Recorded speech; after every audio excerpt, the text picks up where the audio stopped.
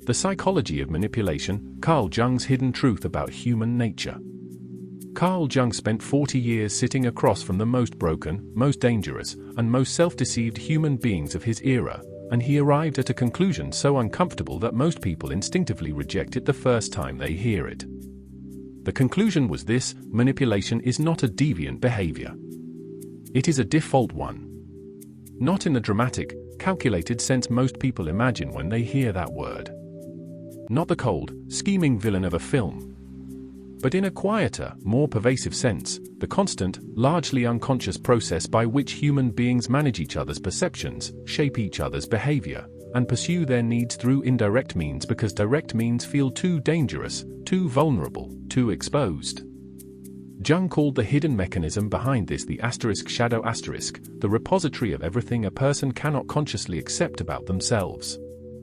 Every impulse oppressed, every need denied, every dark truth about their own desires and fears, packed into an unconscious structure that then governs their behavior from beneath the surface of awareness. Here is what most people never understand about the shadow: it does not stay hidden. It finds expression. And its most consistent outlet is in the way people relate to the people closest to them, through patterns of influence, control, and manipulation so embedded in ordinary behavior that neither the person deploying them nor the person receiving them typically recognizes what is happening. Understanding this is not an invitation to distrust everyone. It is an invitation to see clearly. And in a world where most people are operating from psychological patterns they have never examined, clarity is the rarest and most powerful thing you can possess. In this video, we will move through Jung's hidden truth about human nature, the 7 psychological mechanisms through which in this video, we will move through Jung's hidden truth about human nature, the 7 psychological mechanisms through which manipulation operates in ordinary life, so you can finally see what has always been there, and choose, with full awareness, how to respond to it. Manipulation operates in ordinary life, so you can finally see what has always been there, and choose, with full awareness, how to respond to it. The 7 mechanisms. Mechanism 1, the persona, the mask that becomes a trap for everyone. Jung's first great insight into human social behavior was the concept of the persona, the social mask that every person constructs to navigate the world. The professional identity, the family role, the carefully curated image of capability, warmth, reasonableness, or strength that we present to our social environment. The persona is not inherently manipulative. Every person needs a social face. The problem arises when the gap between the persona and the actual self becomes so wide that the person begins investing all their energy in maintaining the mask rather than developing the interior it conceals. And here is where manipulation enters. The person whose persona has become their primary identity needs you to confirm that persona at all times. They need your behavior to support the story they are telling about themselves. When you do, when you respond to them in ways that validate the image, they are warm, generous, engaged. When you don't, when your honest perception threatens the narrative, when your needs conflict with the image, when your simple presence reveals something they cannot acknowledge, the relationship turns. Most people in this dynamic never identify the mechanism. They simply experience the confusing alternation of warmth and coldness, of feeling deeply valued and then inexplicably wrong, without understanding that what is being managed is not the relationship but the mask. Think of the manager whose entire professional identity is built around being admired for their decisiveness. When you offer a perspective that challenges their decision, even gently, even helpfully, you are not challenging their choice. You are threatening the persona. And the persona responds with a severity that makes no sense if you believe you were simply having a professional disagreement. Nietzsche saw the persona trap clearly. He wrote that the most common form of human cowardice is the inability to be honest about what one actually is, the retreat into a performed self that is more manageable than the authentic one. When someone's warmth toward you is consistently proportional to how well you confirm their self-image, you are not in a relationship with them. You are in a relationship with their mask. And masks, by nature, have no interest in your well-being. Mechanism 2, projection, seeing their shadow in your face. Of all the mechanisms Jung identified, projection is the one with the most immediate and most damaging impact on human relationships. Projection is the unconscious process of taking what is unacceptable within oneself, the anger, the envy, the dishonesty, the fear, and perceiving it as originating in someone else. The mind, unable to tolerate these qualities internally, casts them outward, finds them in the behavior of people nearby, and then responds to those people as though they are the source of what is actually internal. The reason this constitutes manipulation, even when entirely unconscious, is its effect. When someone projects their shadow onto you, they treat you not as you actually are but as a screen for their own unexamined interior. They respond to their imagination of you with the full force of the emotional charge the shadow carries. And because that charge is enormous, because the shadow accumulates everything the person has spent a lifetime refusing to face, the reaction is almost always disproportionate to anything you actually did. You say something mild and receive fury. You express a need and encounter contempt that seems designed for someone else entirely. You make a small mistake and are treated as though you have revealed a fundamental corruption of character. What is happening is that you have triggered something in their shadow, and the shadow is responding through them to a version of you that exists only in their projection. In workplaces, this looks like the colleague who accuses everyone around them of the exact political behavior they themselves are engaged in. In families, it looks like the parent who condemns in their child the qualities they cannot face in themselves. In romantic relationships, it looks like the partner who is consumed by jealousy not because of anything you have done, but because the shadow contains desires they cannot acknowledge and so must find and punish in you. Jung spent his career trying to help people reclaim their projections, to recognize in their fierce reactions to others the mirror of their own unintegrated inner life. He believed this was the central work of psychological maturity.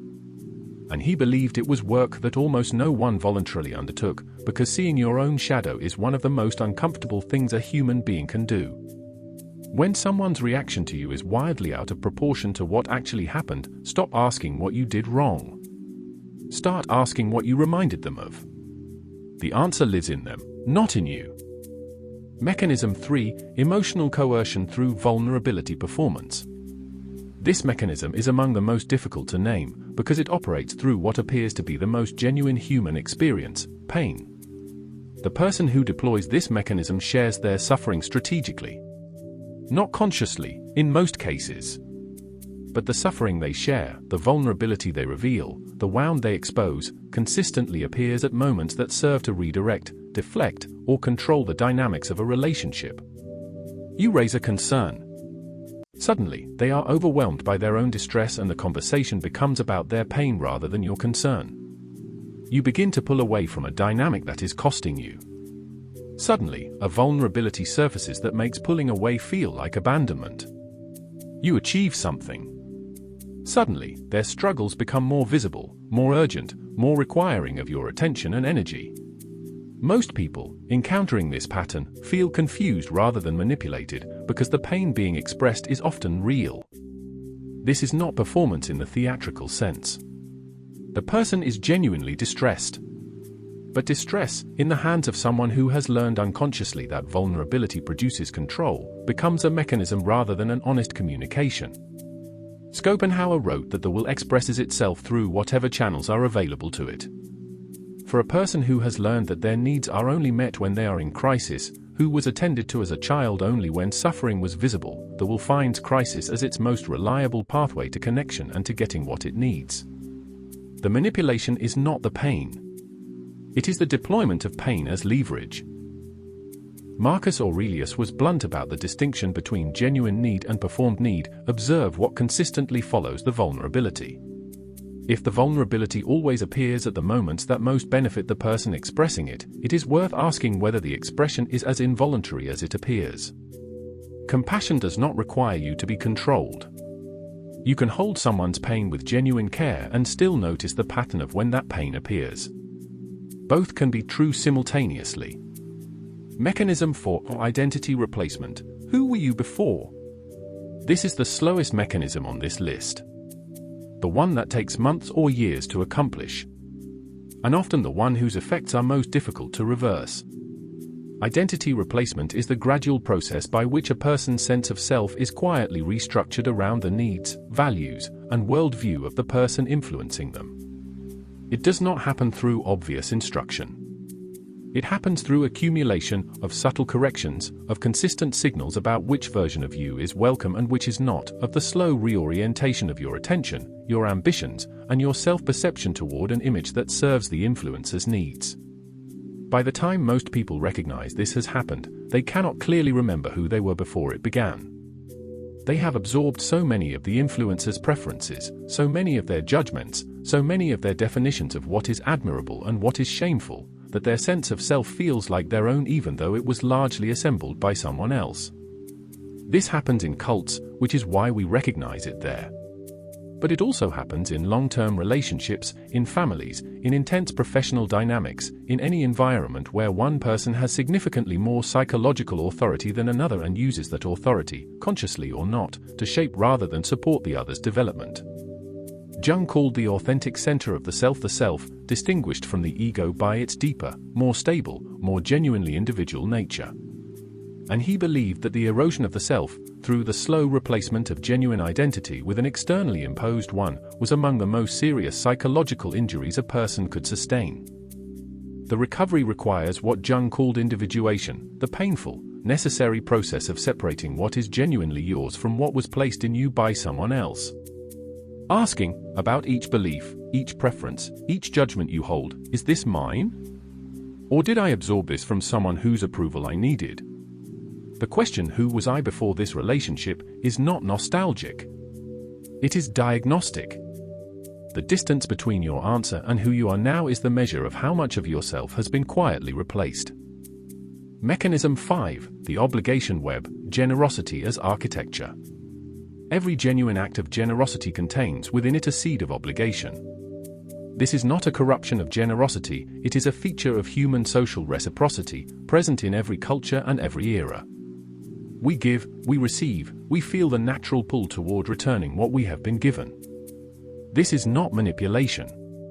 This is the basic grammar of human connection. But there is a version of giving that has been architected rather than offered. That has been designed, again, often without conscious awareness, to create a specific structure of obligation that benefits the giver in ways that go beyond simple reciprocity. The architect of obligation gives in ways that are highly visible, well-timed, and carefully calibrated to create a sense of debt that cannot easily be discharged. They give most visibly when you are most vulnerable. They give most generously in front of audiences who will witness and reinforce the narrative of their generosity. And they give in forms that create ongoing dependency rather than resolving need, the kind of help that solves the immediate problem while ensuring you will need their help again. Over time, the recipient of this kind of giving feels not grateful but trapped. Not nourished but managed. There is a weight to the relationship that seems inconsistent with what has been given, because the weight is not the gift itself but the structural position the gift was designed to create. Machiavelli understood this precisely. He observed that the prince who makes himself necessary through generosity is more powerful than the one who rules through force, because the recipient of generosity cannot resist without appearing ungrateful, and ingratitude is one of the most socially costly positions a person can occupy. Notice how you feel after someone's generosity. Genuine giving leaves you lighter. Architected giving leaves you heavier. That difference in weight is the difference between a gift and an investment in your obligation. Mechanism 6, manufactured dependence, keeping you just uncertain enough. A person who is fully confident in their own perception, their own judgment, and their own worth is very difficult to influence through psychological means. Which is why one of the most reliable manipulation mechanisms in human relationships is the systematic cultivation of just enough self-doubt to keep the target seeking external validation. This does not require cruelty. It does not require obvious attacks on confidence. It requires only the consistent, subtle introduction of uncertainty, through criticism delivered at the moments of greatest vulnerability, through the gentle but persistent questioning of judgment, through responses to your decisions that consistently carry the implication that you might have missed something important that they can see and you cannot. The target of this mechanism does not feel manipulated. They feel uncertain. An uncertainty, once established, is self-perpetuating, because the uncertain person seeks reassurance, and the person who caused the uncertainty is perfectly positioned to provide it, which creates a loop of dependence that can sustain itself indefinitely without the controller needing to do anything further. Jung identified this as the systematic weakening of the ego, not the arrogant ego, but the healthy ego, the part of the psyche responsible for stable self-perception and confident engagement with reality. A weakened ego does not resist influence. It seeks it. It is hungry for someone to provide the certainty it has lost the capacity to generate internally. Epictetus, who understood freedom as the only thing worth pursuing, would name this pattern immediately: the person who controls your self-perception controls your choices. And the person who controls your choices controls your life. The most dangerous person in your life is not the one who attacks your confidence directly.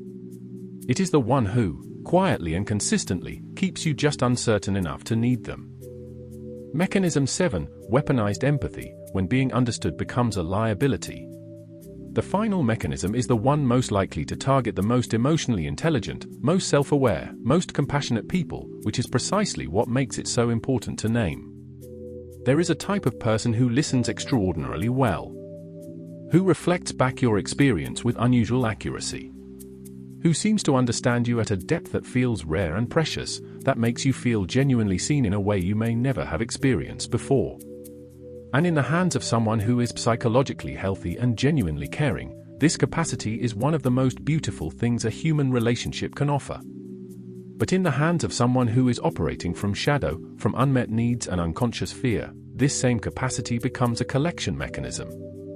What appears to be profound understanding is actually an intelligence-gathering operation, mapping your vulnerabilities, your desires, your fears, the specific shape of your longing, so that what you have shared in moments of trust can be used to influence, retain, or manage you when it becomes useful to do so. The person deploying weaponized empathy understands you better than almost anyone, and uses that understanding not to help you grow but to keep you close. They know precisely which words will restore the connection when you begin to pull away. They know which vulnerabilities to invoke when they need your compliance. They know the exact temperature of the reassurance required when your uncertainty about the relationship threatens to resolve into a decision to leave. Jung saw this coming in his concept of the *shadow* relationship, the dynamic in which the deepest psychological intimacy is also the deepest psychological danger, because the person who knows your inner world most completely has the greatest capacity to navigate it against your interests. Being deeply understood is one of the most powerful human experiences. But make certain that what feels like understanding is not simply reconnaissance. Genuine understanding wants your freedom. Weaponized understanding wants your dependency.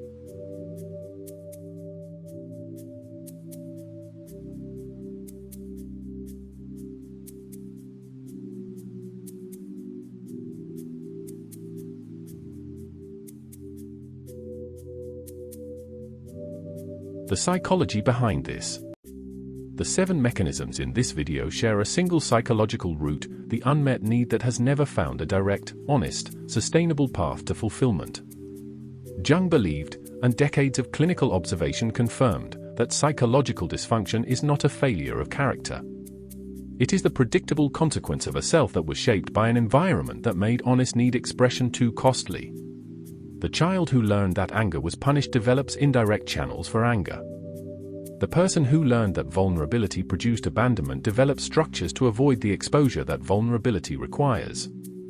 The self that could never trust direct expression learns, with remarkable sophistication, to work through indirect means. This does not produce monsters. It produces ordinary people, people in your family, your workplace, your closest relationships, who are operating from psychological patterns so deeply embedded that they experience them not as choices but as reality. The person who manufactures dependence in others does not feel like a manipulator. They feel like someone managing an anxiety they have carried since childhood. The person who deploys weaponized empathy does not feel predatory. They feel loving, because from inside their psychology, keeping someone close and loving them are indistinguishable. This is Jung's hidden truth about human nature, that the line between manipulation and human need is not always where we want it to be. And that the path forward, for ourselves and for the people around us, is not condemnation but consciousness. The willingness to see what is actually happening, to name it without flinching, and to choose, from that clarity, how we want to engage with the world. How to respond. Understanding these mechanisms intellectually is the first step. Translating that understanding into lived protection requires something more specific. First, build an unshakable relationship with your own perception. The mechanisms in this video all depend, at some level, on compromising your ability to trust what you observe. Meditation, journaling, honest therapy, the Stoic practice of returning to what is objectively verifiable, whatever builds your connection to your own inner experience, treat it as the most important investment you make. Second, notice how you feel after interactions, not during them. The mechanisms in this video are most effective in the moment, when social pressure, emotional charge, and the desire for connection are all operating simultaneously. Create a practice of returning to yourself afterward. How do you feel? Lighter or heavier? More yourself or less? That assessment, made honestly across many interactions, is more reliable than any single exchange. Third, make your needs explicit and direct. The single most effective protection against manipulation is the willingness to ask directly for what you need and to say directly what you will not accept. Indirect need creates the conditions in which indirect influence operates.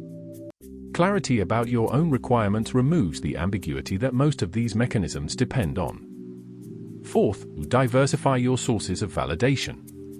The mechanisms of manufactured dependence and weaponized empathy both require you to have concentrated your need for understanding and affirmation in a single source. Expand that landscape deliberately. Seek multiple relationships of genuine depth. The more sources of honest reflection you have, the less any single person can distort your self-perception. Fifth, choose growth as the constant. Whatever the specific dynamic you are navigating, whatever relationship contains elements of the mechanisms described here, commit to your own development as the non-negotiable orientation of your life. The mechanisms in this video cannot sustain their hold on a person who is genuinely, consistently becoming more themselves. Growth is the most reliable exit from any psychological trap. Modern relevance. Jung developed these ideas in an era of face-to-face relationships, handwritten letters, and social circles bounded by geography. He could not have imagined a world in which every mechanism he described would be amplified by technology to an almost unrecognizable scale. The persona, which in Jung's time was managed across a limited social circle, is now curated across platforms with audiences in the thousands. The gap between performed self and actual self has never been wider, never more elaborately maintained, and never more rewarded by the surrounding environment. Social media does not just accommodate the persona, it optimizes for it, algorithmically elevating the most polished performances and reducing the incentive for the authenticity that would close the gap. Projection, always present in human social dynamics, now operates at civilizational scale in digital comment sections and political discourse, communities of people encountering in their opponents the shadows they cannot face in themselves, with the velocity and volume of online communication stripping away every moderating influence that face-to-face interaction would provide. Weaponized empathy has found its most sophisticated delivery mechanism in dating apps and social platforms, where the tools of intimate attention, the remembered detail, the perfectly calibrated response, the feeling of being uniquely seen, can be deployed simultaneously across multiple targets with an efficiency that in previous eras would have been impossible.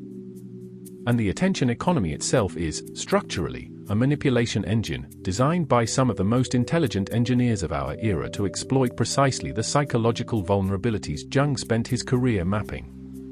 Variable reward, social comparison, manufactured urgency, the dependency that forms when emotional regulation becomes tied to external validation. Every major platform has optimized for these levers with a precision that makes individual manipulation look artisanal by comparison.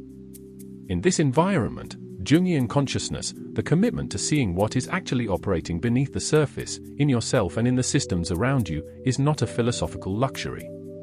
It is the only meaningful form of freedom available. Powerful ending. Jung did not share his discoveries about human nature to make people afraid of each other. He shared them because he believed, with a conviction that survived 40 years of sitting with the darkest expressions of human psychology, that consciousness is the only genuine path to freedom. That the person who can see clearly what is happening within them and around them is the person who can finally choose, with full awareness, how they want to live. The 7 mechanisms in this video are not the behaviors of a special category of dangerous people you need to identify and avoid.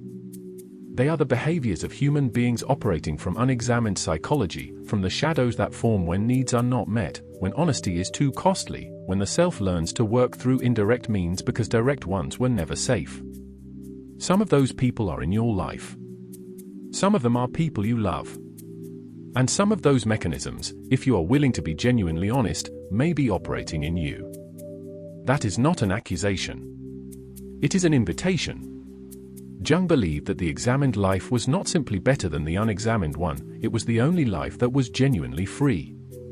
Because the person who has faced their own shadow does not need to project it onto others. Does not need to manipulate because they have learned to ask directly. Does not need to manage perception because they have found peace with the reality of who they actually are. This video has given you a map. What you do with it, whether you use it only to see others more clearly, or whether you also have the courage to turn it inward, will determine everything.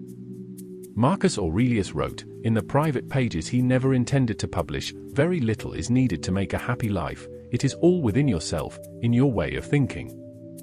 He was right. But the way of thinking he was describing was not easy or natural. It was earned through exactly the kind of clear-eyed, honest, unflinching attention to the reality of human nature that Jung spent his life trying to make accessible. You now have access to it. Use it well. Use it honestly. And use it with enough compassion for others and for yourself to remember that what you have learned to see is not evidence of a broken world. It is simply the world as it actually is. And in the world as it actually is, the person who sees clearly is always, always, the freest person in the room. If this gave you something real, share it with someone who's ready to see. Subscribe, because the hidden truths about human nature are the ones that matter most.